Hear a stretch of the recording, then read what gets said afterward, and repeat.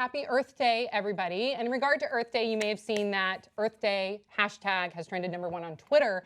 What's really cool about that is people are not only using it to celebrate Mother Earth, but more importantly, they're using it to call attention to some really key issues like global warming, conservation. Also, we were talking about earlier the Paris Agreement. Today, 100 and I believe 150 or 175 signatures were garnered today, which is fucking awesome. And then also we saw through the hashtag some really sobering statistics and news stories, one coming from The Guardian in regard to the Great Barrier Reef. 93% of reefs on the Great Barrier Reef have been hit by coral bleaching. And this is devastating because of the fact that, well, this is an aerial survey, and when they do this aerial survey, what happens is because they're up high, they can see like the white and the yellow spots all over the Great Barrier Reef. And with those yellow spots, they know that that is the coral bleaching. And what they do then is they then have these divers dive under. They have 100 divers that have confirmed the devastation of the coral reefs and the coral bleaching. And what that is, first they've covered 911 of these coral reefs. And what they found is that because of global warming, because of man-made greenhouse emissions, that the El Nino is much warmer, right? So it's happening much more frequently.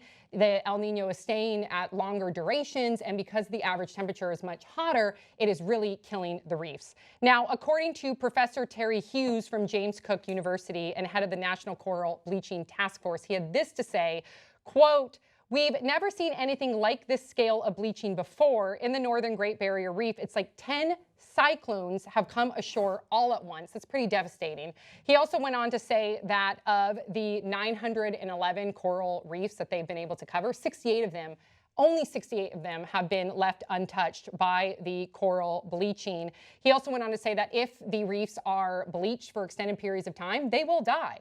And that the northern region of the reefs, their mortality rate is as high as 50%, some as high as 90%, you guys. He also said that the southern part of the reef, thank God, because that was pretty devastated by the coral bleaching. The southern part of the reef has escaped a lot of the damage because of weather. Thank goodness some clouds came in, it cooled the waters, but if it wasn't for that, those coral reefs could have been left to some really high mortality numbers as well. And we all know the importance of our coral reefs, right? We know the incredible diverse ecosystems that it houses. We know that they literally are a barrier to our shores by breaking down the breaks. And then it's a barometer for the health of our planet. So how the hell do we still have people denying climate change, thinking that we shouldn't be acting, and thank God again for the Paris Agreement today, but thinking that we shouldn't be acting to help save our fucking planet? Yeah, it's actually in a very clever and almost devious way.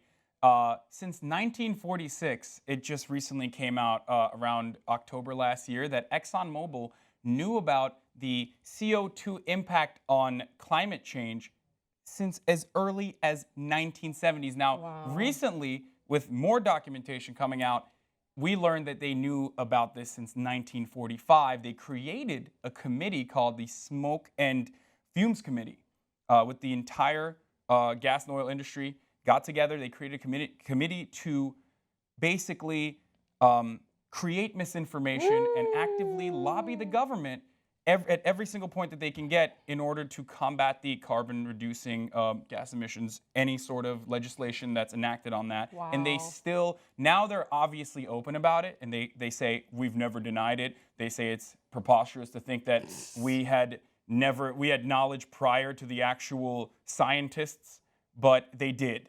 And these documents released recently showed that, and there's more coming out. They should have called it the Smoke and Mirrors campaign. I know. Yeah. Well, basically, yeah, that's exactly what it is. It's kind of ironic, but yeah. it's just it's so ridiculous. But there is a reason why there are people out there that still believe that climate change, or global warming as it used to be called, is not real, because people are actively there's a lot of money involved in ensuring that the impact on our industry is minimal. But see, this is what I like about this story in particular, because there's a visual element of it that I think affects people sometimes more than just hearing statistics. Statistics are very cold, but you see this picture of a bleached coral reef, and it's sad. And that is the image that sticks with you when climate change comes up in a conversation. Maybe you're one of those people that you're not sold on climate change for whatever reason, whatever. Well, I'm just saying that like in some parts of the country, you know, there's a lack of education with regards to climate change. But if you see this image and I really like the comparison, it's like 10 cyclones have come ashore all at once. It's a visual that people can relate to, almost kind of dumbing it down. Like we need to do something about this.